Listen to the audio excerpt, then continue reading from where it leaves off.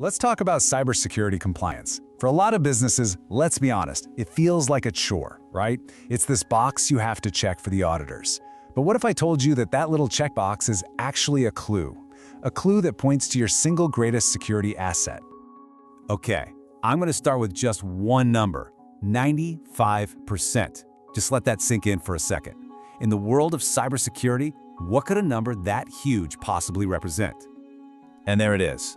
95% of the time a data breach happens, you can trace it back to human error. That tells you everything you need to know, doesn't it? Our focus can't just be on shiny new technology. It absolutely has to be on people. Which brings us right to the heart of the problem. Your biggest security risk in your entire organization. It's not a flaw in the firewall. It's not some zero-day bug in the code. It's us. It's the human factor. Think about it like this. You can spend millions, literally millions of dollars on the most sophisticated, high-tech security defenses imaginable. But all of that can be made completely worthless by one person in one moment with one accidental click on a malicious link. That's why dealing with the human element isn't just a nice-to-have, it's absolutely essential.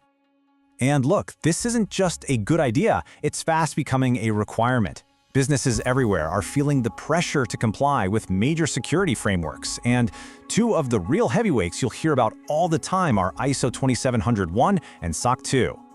Now, at a quick glance, they seem a little different. ISO 27001, that's a global standard, and you end up with a formal certification.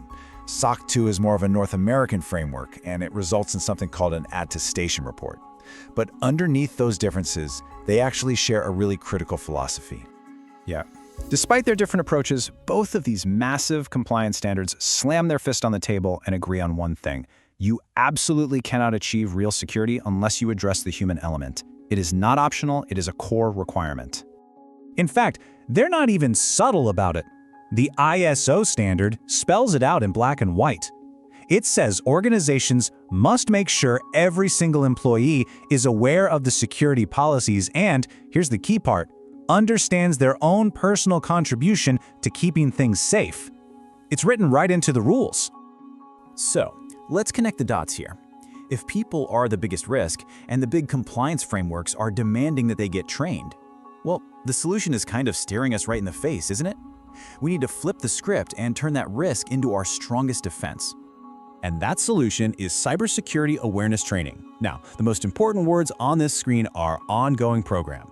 This isn't a one-time, boring lecture that everyone snoozes through. No way. This is a sustained, continuous effort to transform your employees from a potential liability into your most powerful security asset. You know, a great way to think about this is like preventative maintenance. You service the critical machinery in your business to stop it from breaking down, right? Well, this is the exact same concept, but for your people. It's about getting ahead of the problem and addressing the root cause of most security incidents before they even happen. But honestly, this is about so much more than just making an auditor happy. The real magic, the real game-changing stuff, happens when you start to see the tangible business benefits that go far, far beyond just checking that compliance box. All right, here comes another big number for you, 70%. What kind of impact do you think a 70% improvement could have on your organization's security? That's right. We're talking about a potential drop of up to 70% in incidents related to phishing, which, as you know, is one of the most common ways the bad guys get in. Slashing that risk by that much, that's a massive win. And if we zoom out and look at the bigger picture, the impact is just undeniable. Industry studies consistently show that regular training can reduce your overall risk of a data breach by around 30%. I mean, you can see it right here. The difference between a trained and an untrained workforce is like night and day. And the benefits just keep stacking up. Your employees get way better at spotting and reporting issues, and they do it faster. Because they understand the why behind the security rules, your overall compliance rates go up. But the best part? You start to build this strong, proactive security culture where everyone feels like they're on the same team protecting the organization. Okay, so we're convinced, we know the benefits are real. The big question is, how do you actually build a program that delivers these kinds of results and satisfies those tough auditors? Well, it's not as complicated as you might think. Here's a simple, effective blueprint. A really successful program boils down to 5 crucial things. 1. Start on day 1. Make it part of every new employee's onboarding. 2. Train regularly. This has to be an ongoing effort with refreshers, not a once-a-year event. 3. Make it interactive and engaging with things like quizzes and phishing simulations.